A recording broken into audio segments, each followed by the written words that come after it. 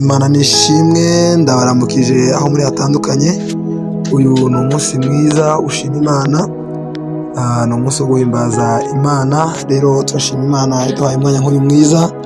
Turi ku itariki 25 z'ukwezi kwa gatandatu 2024. Hanyuma uyu munsi ni umunsi wacu kandi wo guhimbaza Imana. Iyi ni commanding your day. Rero aho muri tubahaye kaze. Rero uyu munsi reka dushime Imana iduhaye nk'uyu munsi kandi mwiza, umunsi wacu wa 97 yo commanding your day. Rero Kristo ahabwe icyubahiro.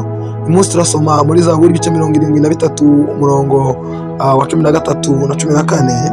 Reka rero dusome izina rya Yesu. Aravuga ngo ni ukuri nogereje ubusa umutima wanjye, kudacumura nagukarabiye ubusa, kuko natewe n'ibyago umunsi ukira,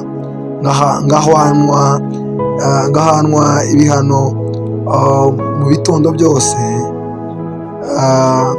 Amen. Aya niyo magambo tugomba gusengeraho muri kino gitondo.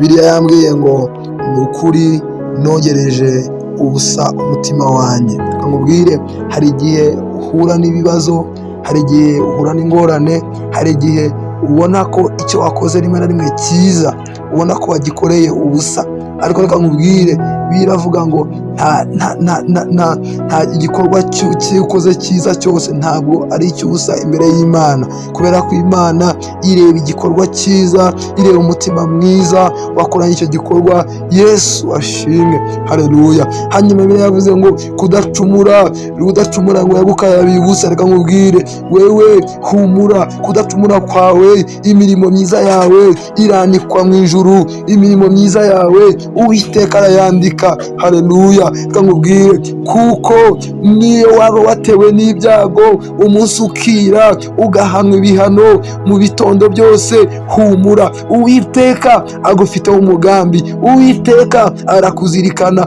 Uwiteka arakurinda. Ngaho haguruka ushime. Nubwo waba watewe n'ibyago, biravuga ngo amakuba n'ibyago by'umukiranutsi ni byinshi, ariko Uwiteka murinda muri byose. Uwiteka we rinda uyu mukobwa, Uwiteka we rinda uyu muhungu, Uwiteka we rinda uyu mwana, Uwiteka we bana nabo.